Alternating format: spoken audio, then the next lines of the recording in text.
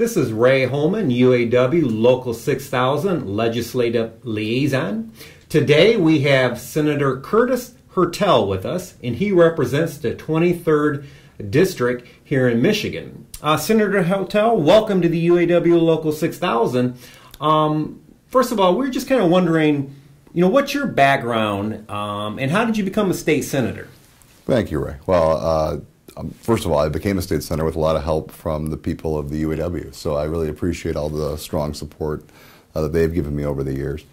I grew up on the east side of Detroit. My dad was a state legislator from the east side. If you lived in the right neighborhood, my dad was your state rep. My uncle was your state senator. My other uncle Dennis was your congressman.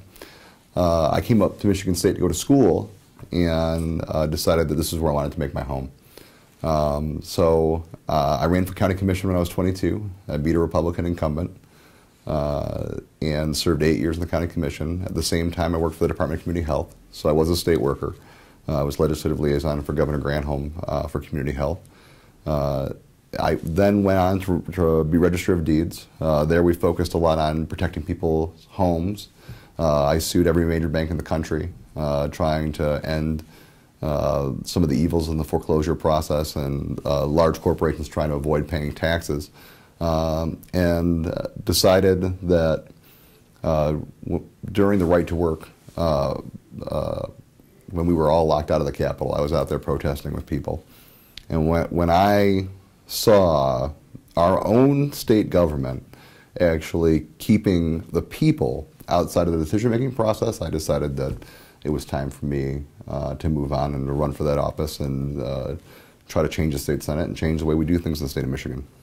Well, we're really happy to have you here for a couple of reasons. Obviously, you represent the 23rd District, and I believe your district, which is majority Ingham County, has more state employees than any other Senate district in Michigan. Absolutely.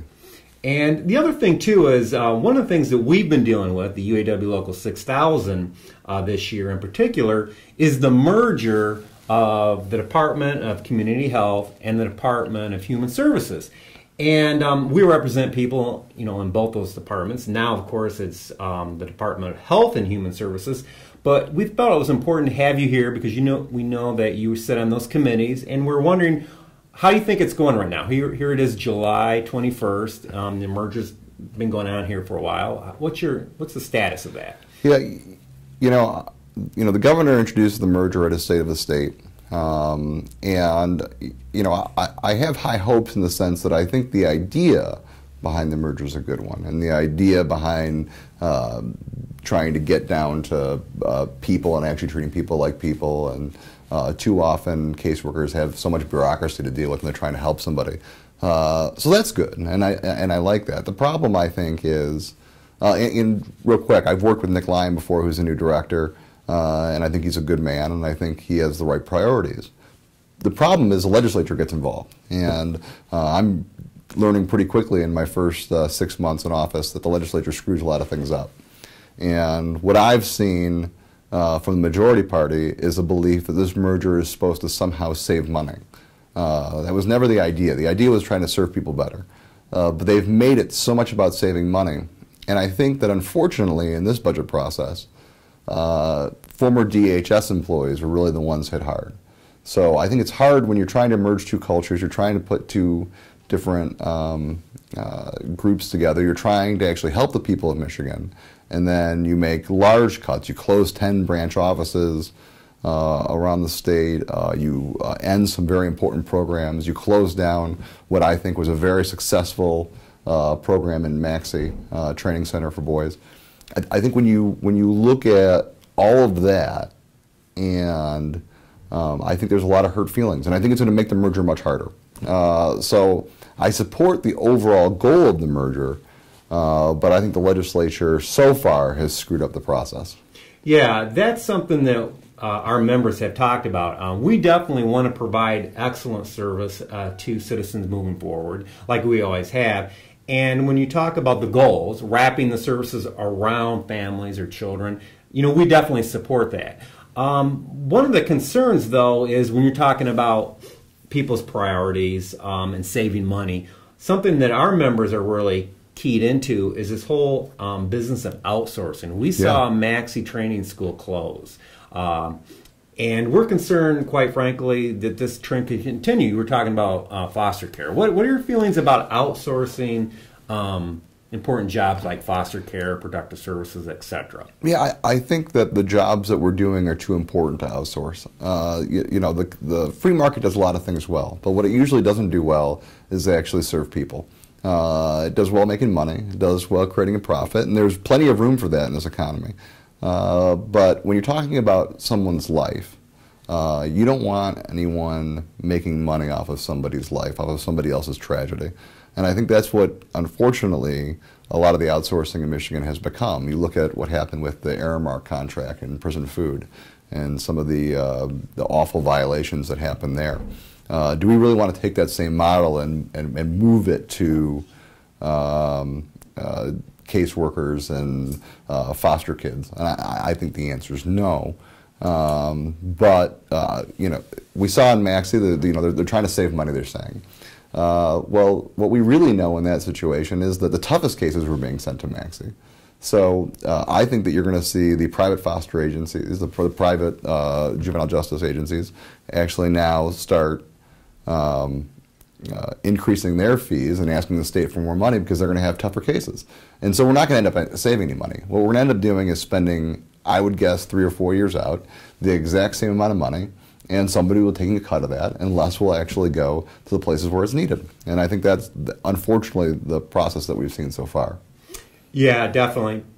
And well, often what happens is the first 2 weeks they save money, and then it turns out things are more expensive. And like you said, Senator, these services are just too complex, too important. Yeah. You're talking about public safety. One of the things that we've talked about before was the software issues with the Department of Human Services and Children's Protective Services, MySACWIS. And I can report to you that we have seen a bit of improvement there.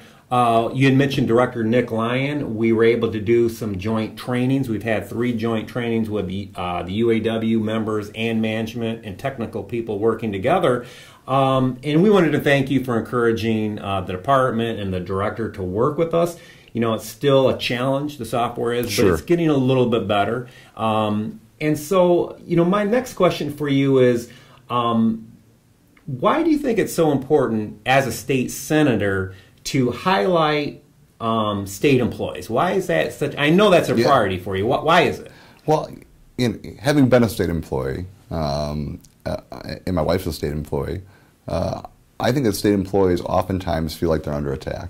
We've had a good decade of people trying to say that state employees make too much or they have too much rights. In my experience working with state employees, most of them could make more in the private sector.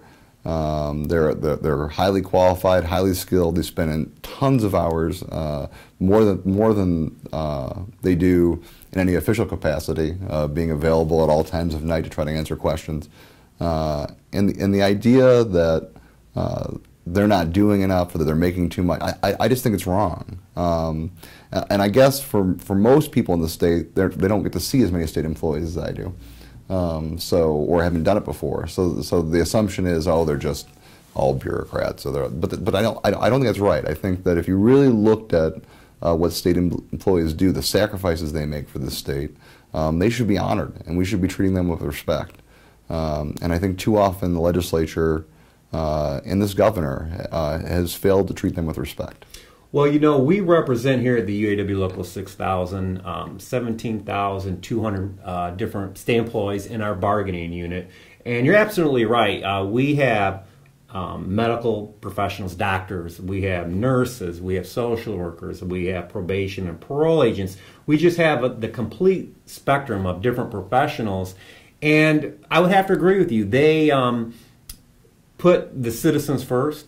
And I think the main issue that we have is we want to be heard. We want to be able to make suggestions. And again, I think that, with your leadership and with people like Director Nick Lyon being willing to work with us, that can only make things better. But in summary, I want to thank you for coming in and visiting with us. You sit on some very important committees. Can you briefly explain which committees you sit on and what your role is again? Sure. I'm on a record number of committees. Unfortunately, I'm in the super minority.